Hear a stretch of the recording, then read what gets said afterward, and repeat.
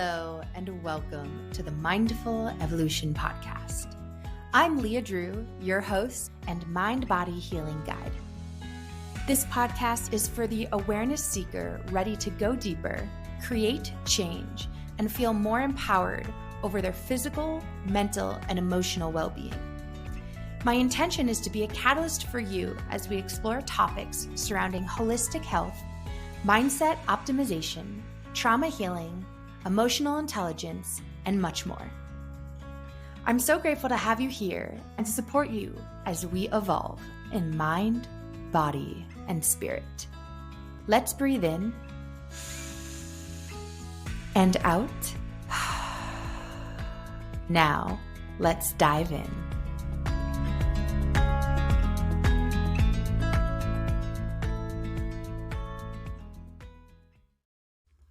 Hello, friends, and welcome back to the Mindful Evolution Podcast. I am your host, Leah Drew, and today I have my friend Heike with me.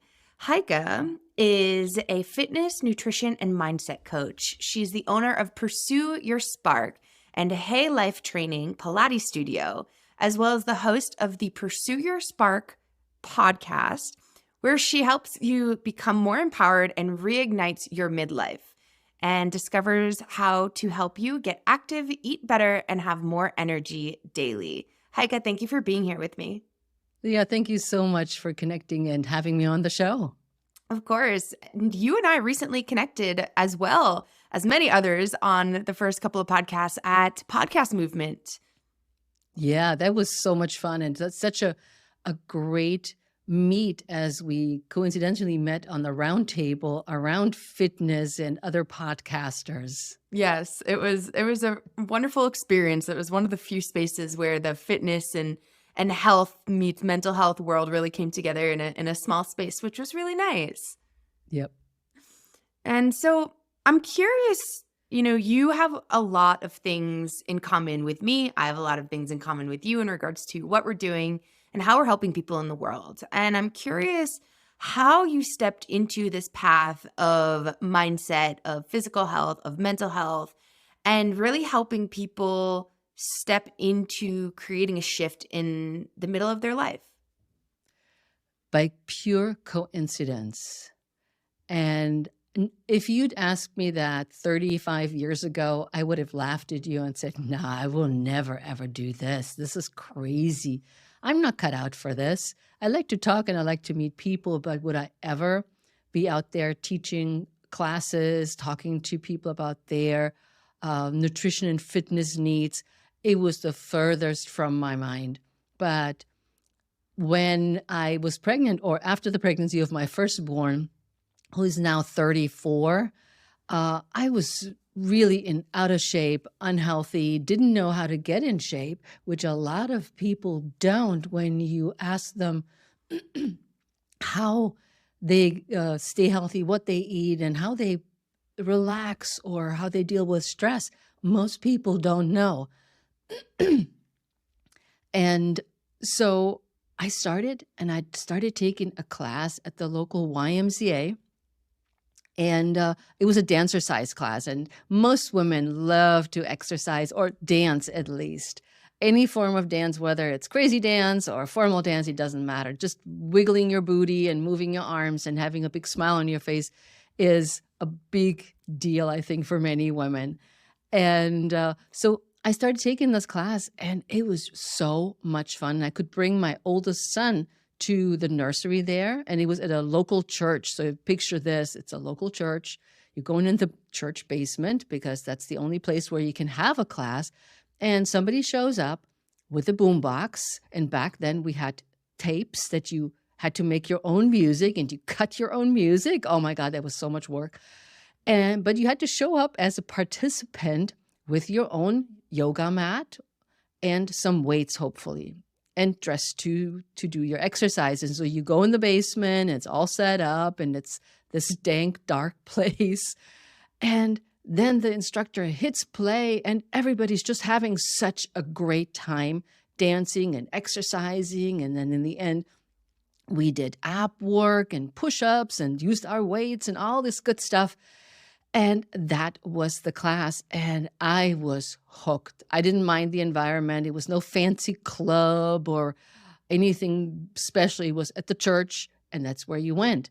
And after a couple of months, they're like, we need new instructors. Would you be interested in becoming an instructor? And first I said, me? No, I want to be a participant. And my husband encouraged me and said, go. This is just down your alley, and that gets you out of the house.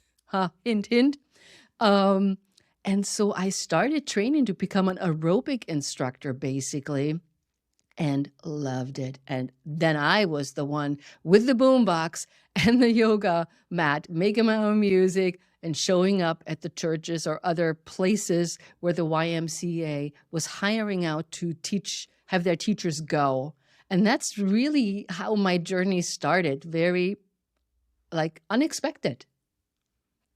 That's super fun, and I resonate deeply with the love of music and dance, and it's such a powerful way to boost your mood. It's such a powerful way to move through energy, to shift and process emotions and feelings. I literally dance every week of my life. And it makes a big difference. And, I've been in a space in my life where movement didn't come with joy for a little while. And I found dance to be a really beautiful bridge with movement to help find that joy again, to help find that light, right? That spark that is something that you carry through all of your work, is that reconnecting to that spark. Some people feel silly when I say, why don't you just, as a form of exercise, you don't need a gym, you don't need any pieces of equipment. Like, why don't you dance around your kitchen, put on your favorite music? And they're like, oh, I'm stupid. And if somebody sees me, and I always say, who cares? Yeah. And do you know the phrase, Leah, dance like nobody's watching? It's true. And that's basically it. And it's so freeing and energizing, and you get to breathe. And I just only highly recommend it, any form or fashion of dance. I am right there with you. I don't see anything negative personally about dance. There are these walls and these edges to get past sometimes, right? And in that, you get to look at the stories, right? The stories that are attached with the mindset. And you get to sit with, well, why is it that I care so much about what other people think? Or why is it that I think that I'm a bad dancer? I hear that one so much. It's like, there's no such thing as bad dancing. It's just movement. And it gets to look and feel exactly how you want it to. And there's no judgments here, especially if you're in a container that holds that very sacred, that, this is your dance. This shouldn't look like any particular way other than what feels good for you. Yeah. And so when you started dancing and moving and combining this exercise with enjoyment, how did that lead you into Pilates? Oh, and this is many years fast forward, right?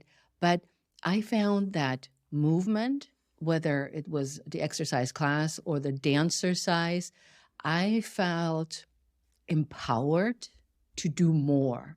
It gave me the courage to say, I know nothing about exercise physiology or any of that stuff, bones and how the body moves, but I like it, and I like what it does to me, and I like how I feel afterwards.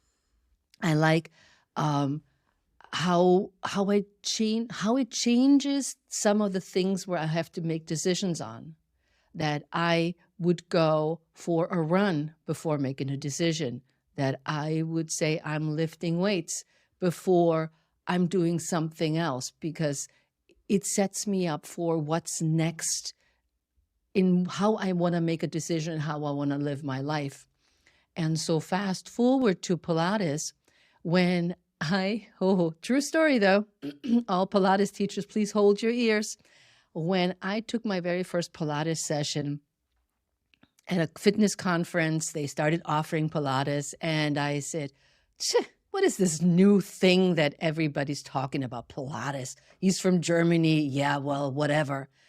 And I said, okay, I need to take that class because I'd like to know what this is all about. And so they taught what's called the Pilates mat work.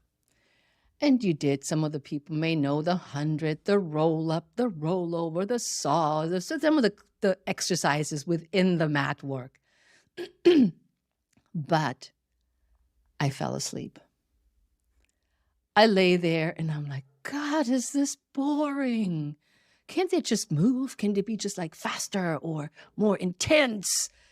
I literally fell asleep and I said, this is not for me. This is mind-body stuff. Like, all right. And then again, we fast forward. And at that point, I was a manager at a fitness club for the aerobics department. And people had asked about yoga and Pilates. And before I started teaching Pilates, I actually started teaching yoga. The members asked for yoga classes. I said, I know nothing about yoga. Hire a yoga teacher. And I started taking classes with her to learn what she was teaching the members. And I thought yoga was really awesome. And we used blocks and straps, and people really responded well to the philosophy of of yoga, of course. And I said, this is really great. But I have so many yoga books in my studio still from that time, which I go back every now and again. But then suddenly they asked for Pilates. And I said, oh yeah, I remember the class where I fell asleep. Embarrassment. And so I said, all right, the same person that was teaching yoga in my studio also taught Pilates. And I said, great, you start teaching Pilates. And so again, I started taking her class and learning what Pilates was all about. And to me, Pilates was more linear in the sense that it was way more structured. I find yoga for me is not as structured. It has more of that flowing quality of movement, where Pilates is, I always say, Pilates is like a guy invented it. Although yoga, you can argue, is the same depending on the yoga teacher you had and who developed the curriculum. I found it very straightforward. You do this, then you do this, and then you do that. I was like, this is great. I just follow the blueprint. And so that's how I got started teaching Pilates.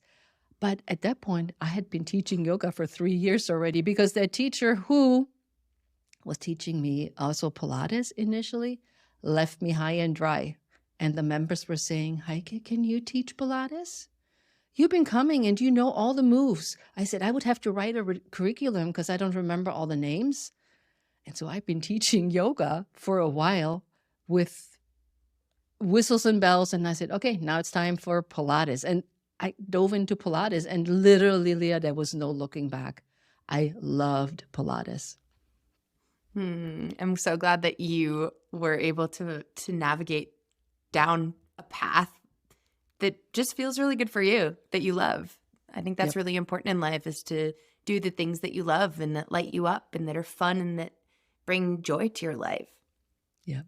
And they were also challenging, and both, just like yoga was very challenging because it's such a different way of moving, coming from a fitness and weight training background.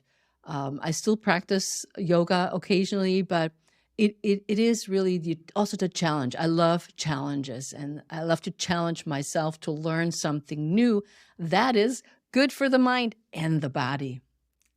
Yeah, and I think that you bring up something really important, and that is this concept that many people in the fitness world think.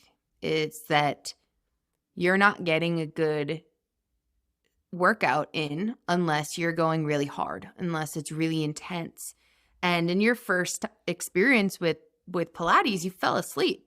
Like, to me, that shows me that your nervous system was so calm and down-regulated that you actually found a state of relaxation, right? You actually were able to ground into that parasympathetic response within your nervous system. And that's the only place where the body can heal, is in that state of rest and digest.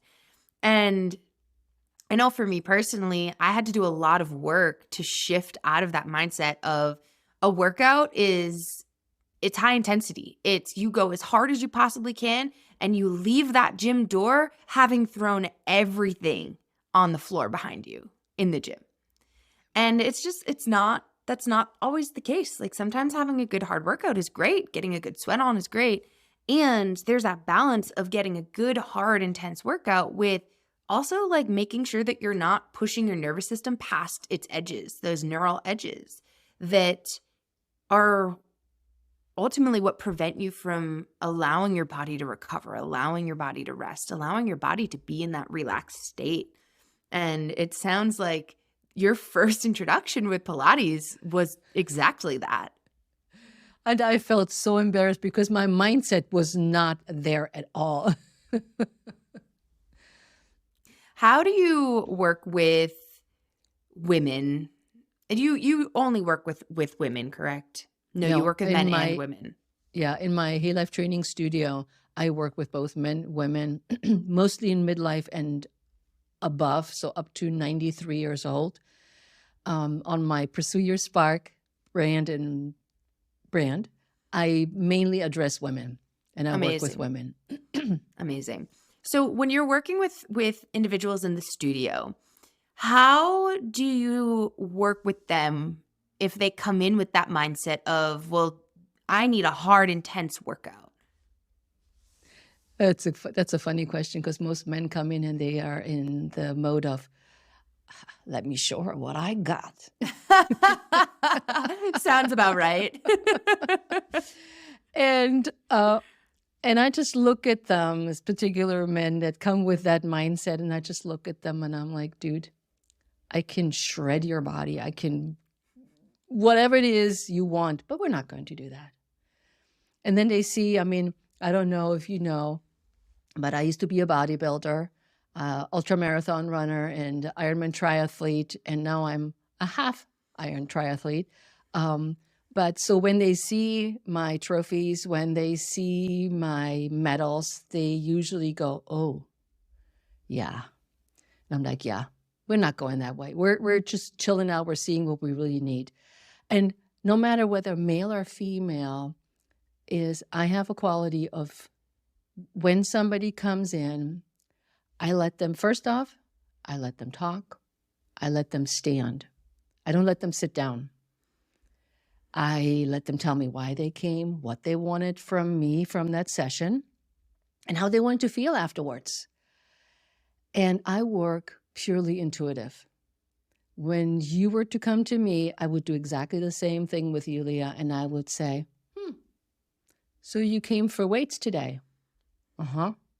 I think we'll start first on the reformer. Let's do some along those lines. And I'll still honor the wishes at the end, but I let my intuition guide where we start and where we're going. So there is not, you come in and I say, these are the 10 exercises we're going to do today. That's not how I work. I look at you and I let my intuition tell me where we're going to start. Then I'll work from there, because during the session, I may change my mind about the things we're doing and how we're doing things. And I tell everybody, I said, I can't tell you what we're going to do every time you come in. I'm not going to say, last week you do this week we're going to do that. It depends how you're feeling. Are you stressed? Did something happen in your life? What's going on determines how I work with my clients. I think that's really powerful, and that's a great way to not be in that box that we were talking a little bit about earlier, because ultimately, in my opinion, if you're continuing to treat inside this box, you're actually doing a disservice to the person that's in front of you, because every single individual needs an individualized approach based off of what is happening in their mind, what is happening in their body, what is happening in their energetic field, right? Yeah. Spirituality, like that, all the things matter. And something that I have found to be a huge tool in discerning how to support clients, in my experience with movement in the past, is watching their movement.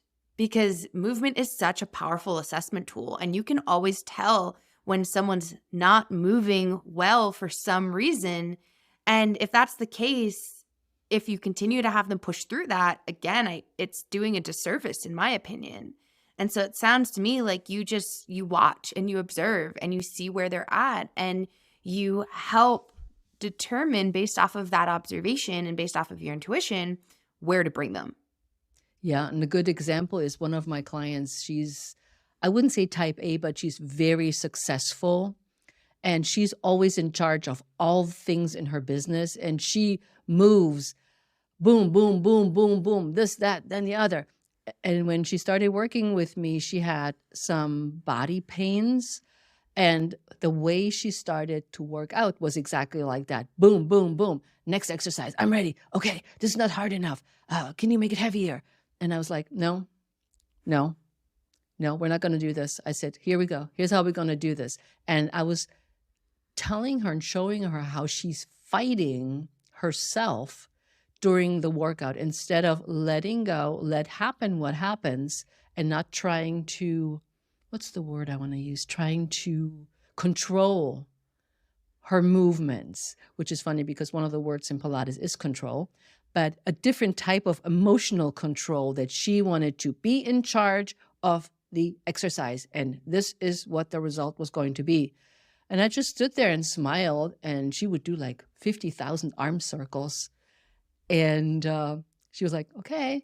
I'm like, are you feeling more relaxed now? How are you feeling? Okay, can we start now? This is great. Let's just do this with intention. Let's breathe.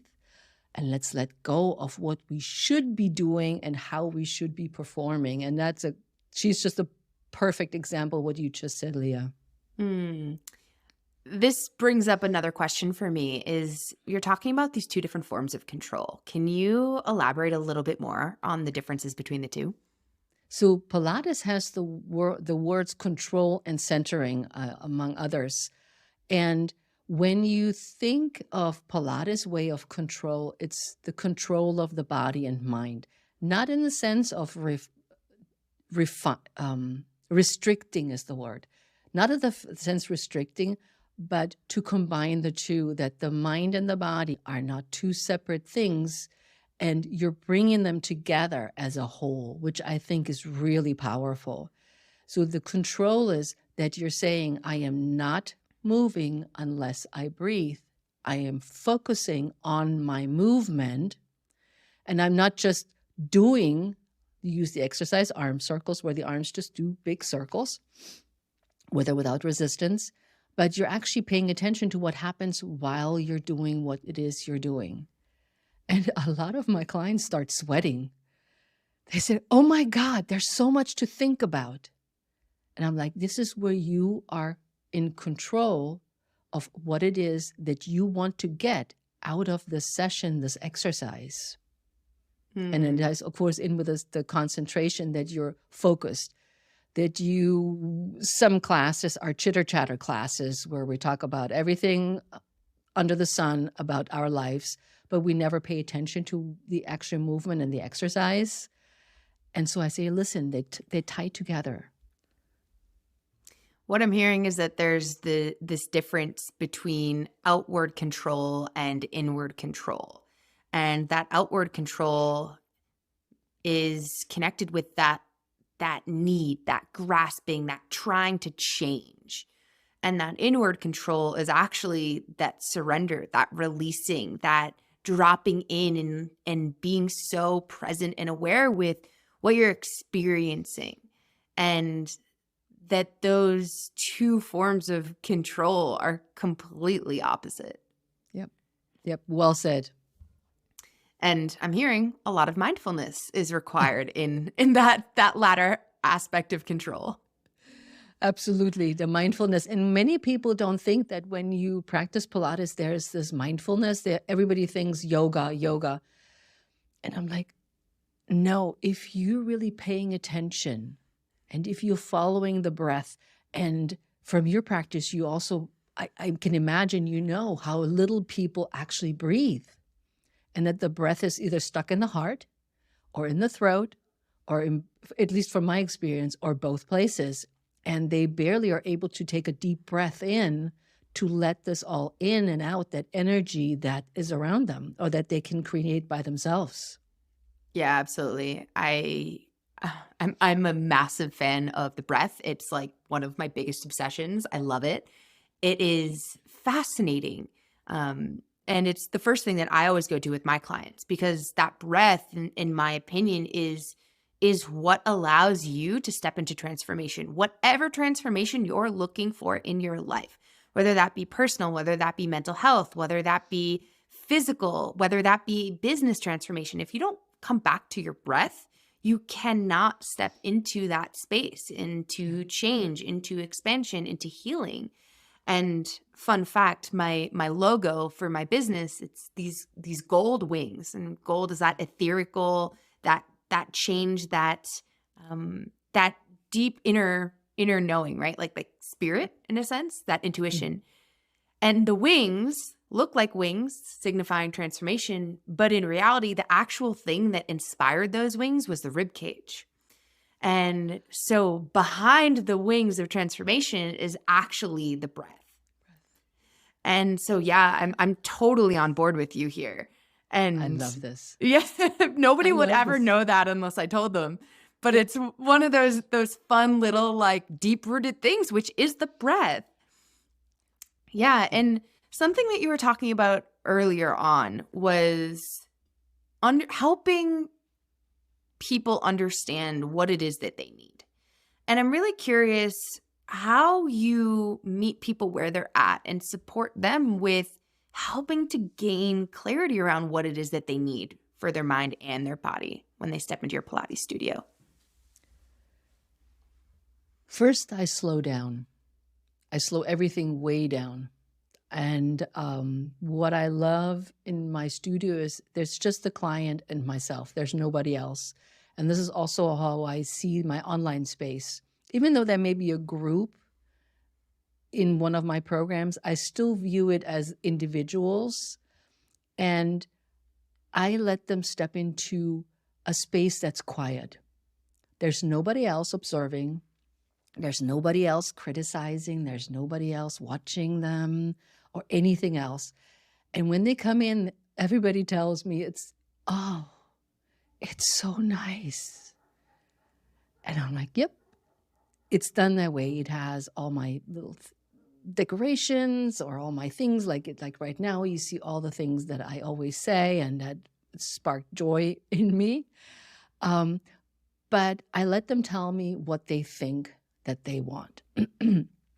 And then it takes usually a little while until we get to know each other, till we warm up a little bit and they know and understand that they can trust me, that I'm not going around blabbing about their things that they're sharing with me, which ultimately always come out.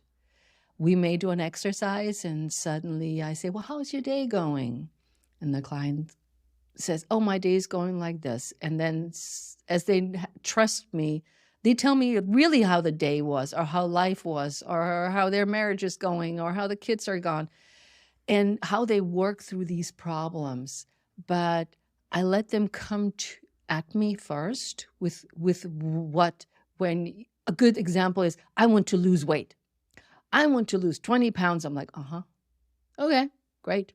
And then we discuss how this weight was gained. And that's one of the things I want to get away from, or I am getting away from, always talking about the way we look, always talking about that we're too fat, too skinny, too this, too that. We're not. We're perfect just the way we are. Could we be healthier sometimes? Absolutely. And that's how I view it. You come to me, you want to be healthier. Not necessarily you want to lose weight. Then we'll talk about the underlying reason why that losing weight is so important, suddenly out of the blue.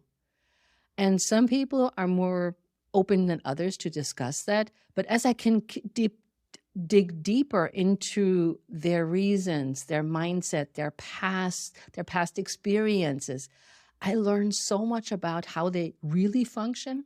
And in this case, or this example, why they really want to lose weight. Is it because the husband said something negative? Is it because they gained the weight over COVID and they just overate because they were lonely and felt depressed? It is never just something happens to us from the external. And from my experience, and I'm sure yours as well, it always comes from the inside. There's something that's going on that triggers some event that results in sometimes positive, but sometimes also not so positive events. And with the weight gain, that's something that seems to be prevalent with women. But it's never the reason that the food was too abundant, that there was too much on the table. There's always something that triggers it from an emotional point of view. I totally agree with you. There's always a root to every thought, to every belief, to every understanding, to every desire. And what I have always found so fascinating, because when I first got into this field of movement through personal training, before I knew anything about mindfulness and before I knew anything about mental health and trauma and feelings and emotions and all of this, what I found so fascinating was through someone moving their body, the underlying stuff started coming to the surface. And that was where I really started to understand, oh, you can't disconnect this and this. Like the mind and the body have to be connected.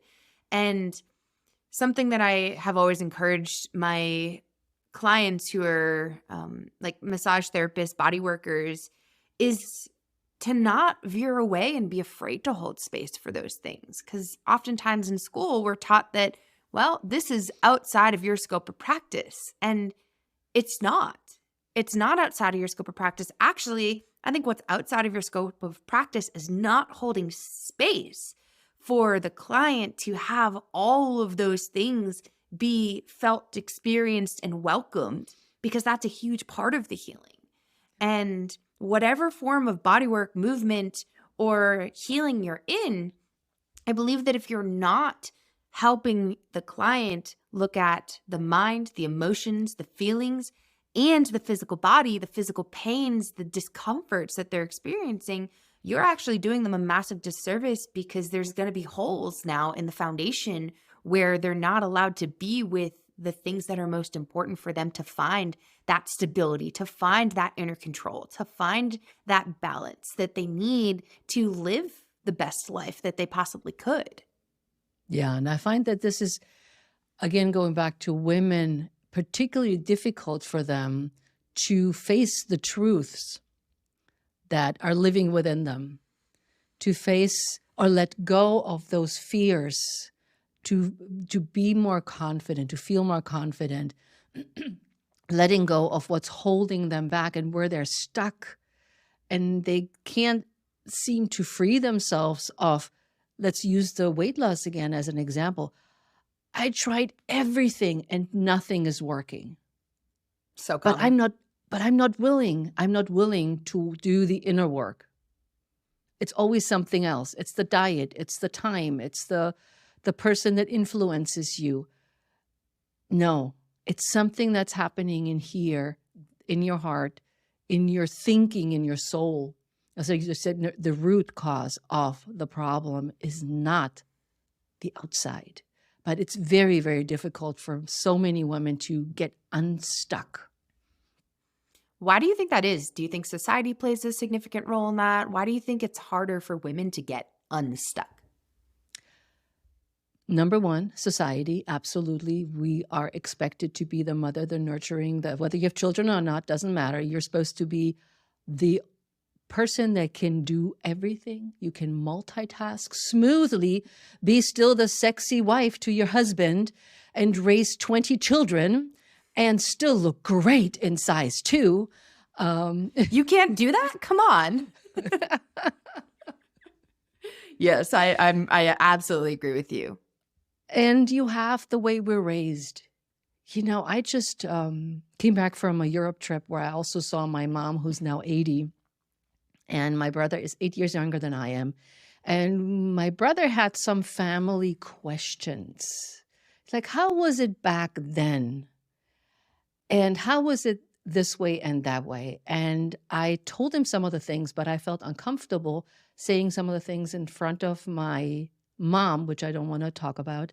But there were very personal things, and I felt that she was taken aback, that it was to her like we're pointing the finger at her. She's the bad one. She did everything wrong, and she is to blame for how we turned out, which in truth, she is responsible, but so is my dad.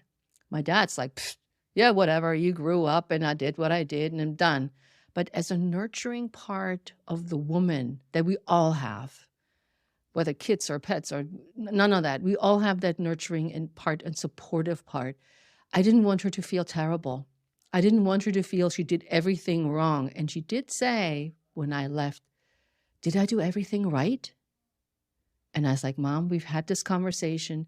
Even if you did everything wrong, you still did it right because you did it to the best of your ability. And that can only be right." I really love what you said there, that even if you do everything wrong, you still did it right because you're doing it to the best of your ability. For me, when I'm working with clients, we dive into a lot. We dive into childhood experiences. We dive into childhood trauma. We dive into your mom and dad and parts work. And something that can be so easy to forget is that your parents did the best that they possibly could with the tools that they had.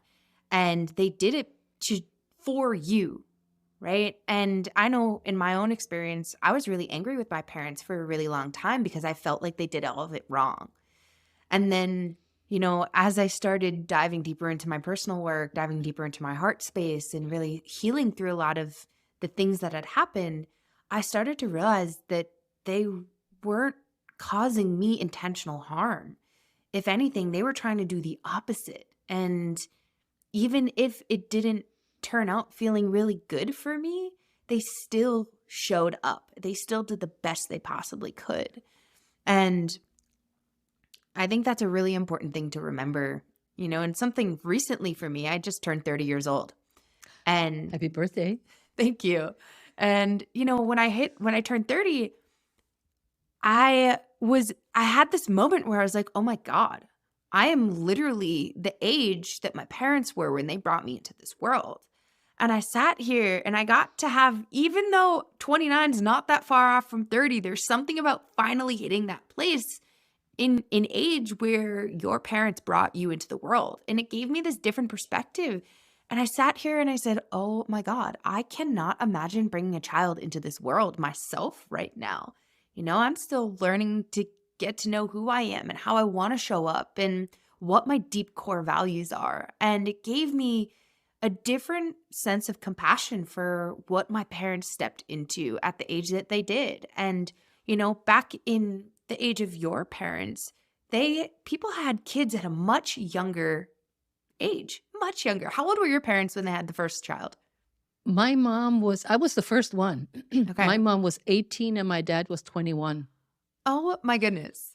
And it just, that blows your mind because you're like, oh my God, 18 years old. Like the things I was doing at 18 years old, the things that I did not comprehend, had no understanding of, and it just gives you a very different perspective. Yeah. Yeah. But those things that we hold on to, that anger, the feelings of being upset or whatever emotions you're experiencing that you're still holding on to from your childhood, that shows in the physical body. Oh, yeah. Absolutely. What do you see in your practice along those lines? I would say that we're oftentimes not going that far back. People are really, especially since COVID, they've been really focused on the now and where I'm in life. What is going to happen with the future? We're living in very uncertain times right now that people don't go quite as far back, with a few exceptions. And I've have the privilege that I've been working with clients for over 20 years with the same client. Nothing ever changed other than we got older and they may have had children or whatever. The change was I got remarried.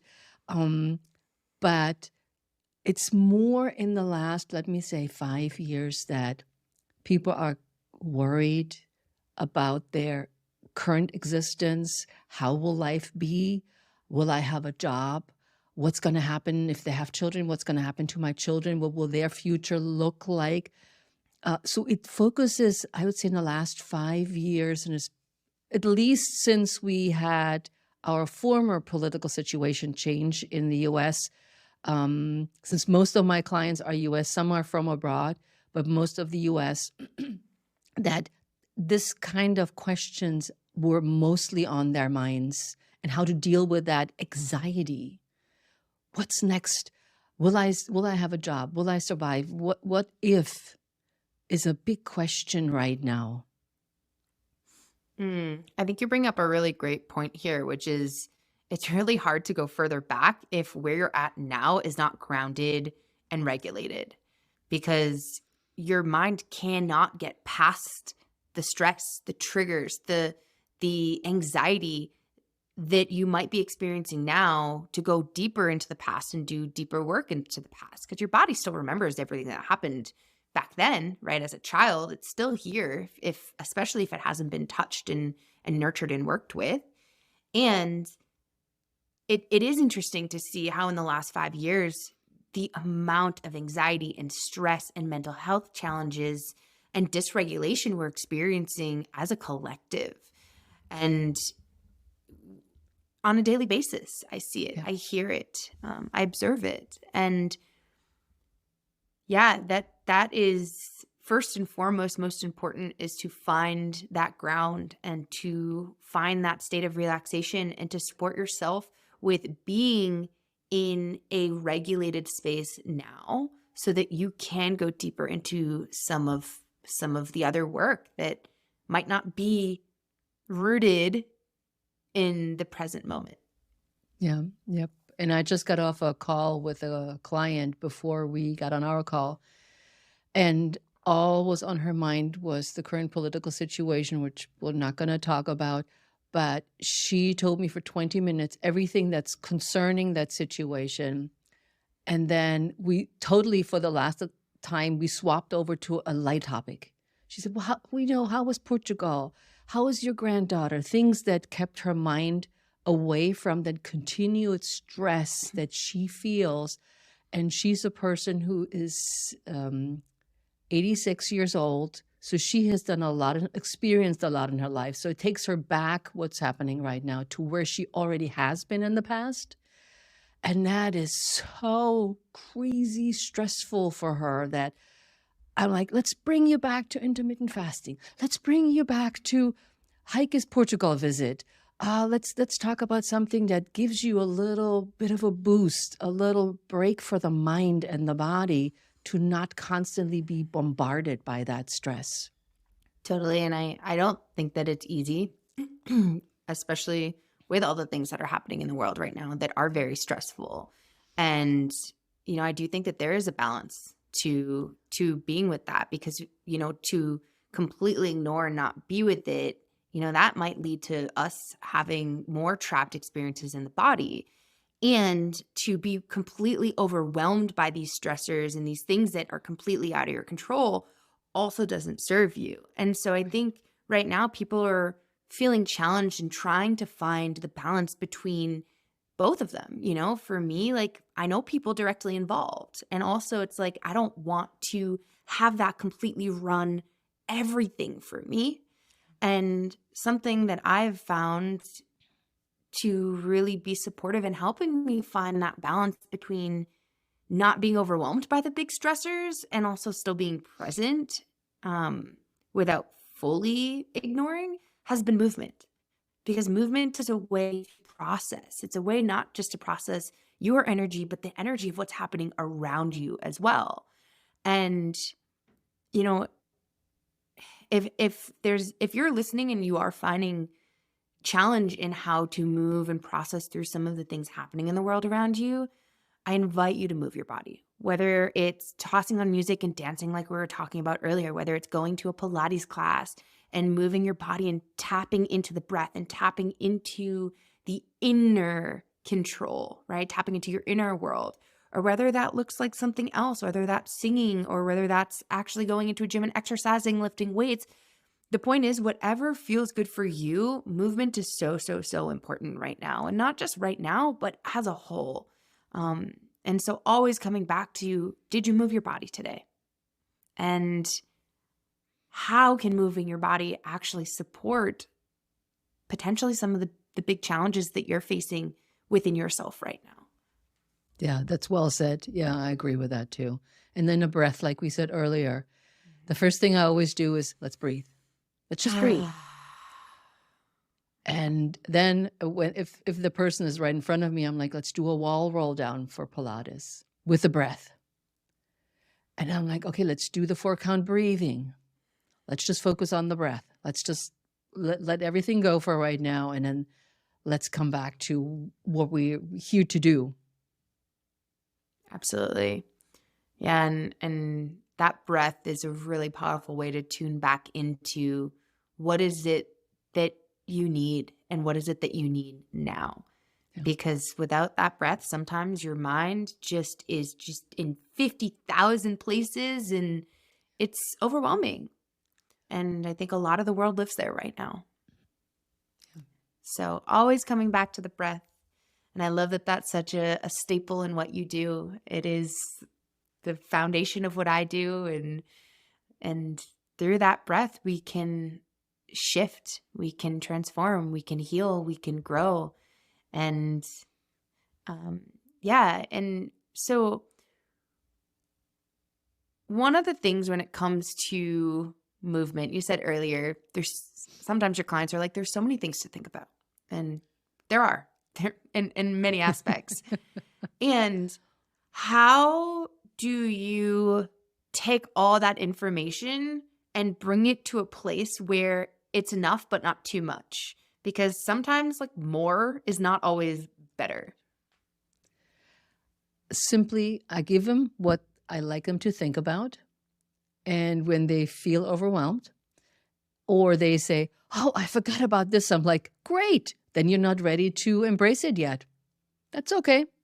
Just think about that one thing then. If you, what I call the Pilates body, if you are finding yourself once a day that you're in your Pilates body where you're aligned, what I always say, you wear a crown on top of your head, you have a swan neck, and your apples, which are your abdominals, are engaged, you're in your Pilates body. And that's all you do, that's great. That whenever you're ready, you will embrace more whenever you're ready. And it's not you push a button and your body says, totally, I'm doing it right now. Never happens. And the best thing to me is when clients that I've worked with for years come back and say, guess what? I just understood what you were telling me about the rib cage. That's to me like Christmas. Me too.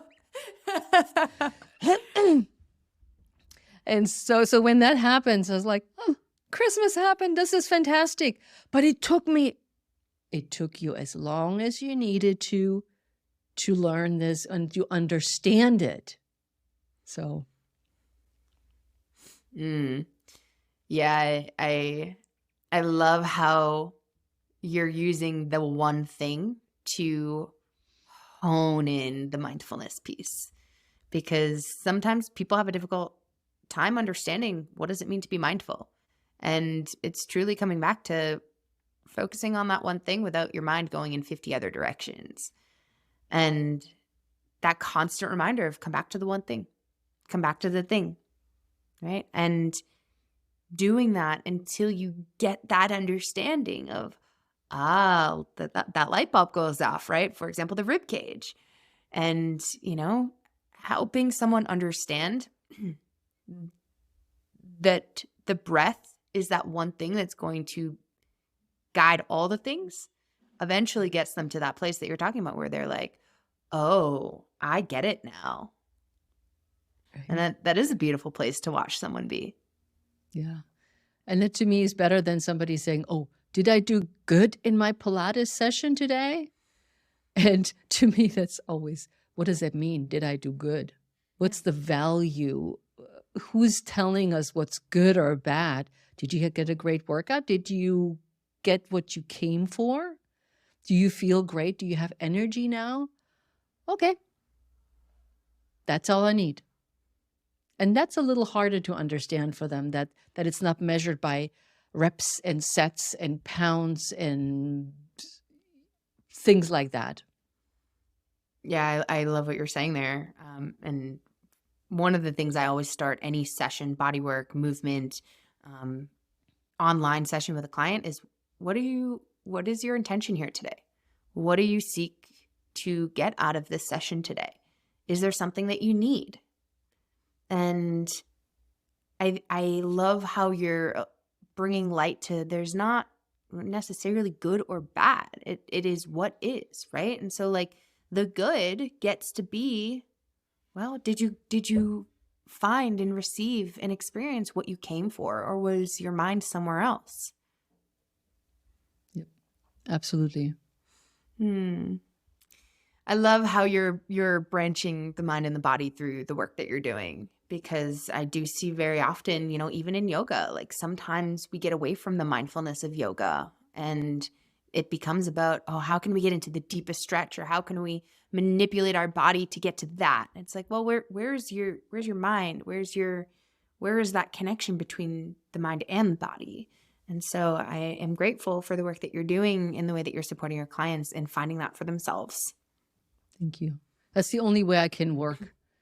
And I know people have said in the past they would consider me a healer, and I feel that's way too much of a umbrella for me. But I just work what I see before me, whether it's in person, online. I get the vibe. I see, like you said earlier, the body movement and how people behave themselves, and that's the only way to go. And also, when you come to me, it's not always just Pilates. You may not get Pilates till week 3 or whenever, because that's not what you need right now. Totally. So, Heike, I have one last question for you. And I'm curious, through your experience, through your work, through what you have found for yourself in life, what is it that you think could bring a more mindful evolution to the world around us? First off, being kind to one another, be tolerant, also be self-accepting for who you really are and not think that you should be something else. Slowing down, definitely slowing down. Paying more attention, I think, is a big one too. Being aware, being not just blasé about things that you see and hear around you. And I think slowing down is, for me, probably the most important. We rush, we run, we're still taught more is better. I just saw another app that would help me multitask even faster. And when I saw that, I just delete. We are not multitasking even faster. So that's what I would think. That brings us back to more mindfulness. Be less distracted, be more focused, and also pay attention to when you have conversations, that you actually are listening and understanding what the other person is trying to share. Yeah, I definitely see that slowing down being a huge part to creating a more mindful change, a more mindful evolution in the world around us. I agree. We need that. So, Heike, thank you so much for being here with me today and for sharing all of your knowledge around Pilates and mindfulness and the mind-body connection, and sharing with us how it is that you're helping people slow down. And so it's my pleasure. Yeah, I appreciate you being here. And I know that you have a freebie for our listeners. Oh, absolutely. Thank you for letting me share that. It's the 3 ways to thrive and reclaim your health in midlife. And I will go ahead. Where you learn a little bit about Pilates, mindset strategies, and also a little bit about intermittent fasting, so you can get started with all of those. But if you listen to this episode, you always pick one of those strategies. But I'd love for you to have it. Amazing. I will put that in the show notes. I'd love for my listener to have that as well. And yeah, I will be sure to put all of Heike's contact information in the show notes as well, so you can reach out to her and follow her on social media. And if there's anything that really resonated with you, let her know. Reach out to me. I'd love to have a conversation with you. And in the meantime, I hope that you all find a little bit more mindfulness and maybe a little bit more breath in your day today. Thanks, Leah. Thank you, Heike. Take care, everyone. Bye. Thank you so much for tuning in with me today and for continuing to opt in to your inner work. If you found value in this conversation, please share it on social media or with someone you know that values both healing and growth. And I'd also like to invite you to join the Holistic Healing Tribe. This is my private community full of self-healers who are on a mission to optimize their physical, mental, and emotional well-being. Click the link in the show notes to join the tribe. And when you join, I'll send you my favorite things that have made the biggest impact on my health, my healing, and my growth. And finally, if you're anything like me and deeply care about seeing a more mindful approach to human evolution, please leave a review to help us reach more listeners and make a bigger impact on the world around you.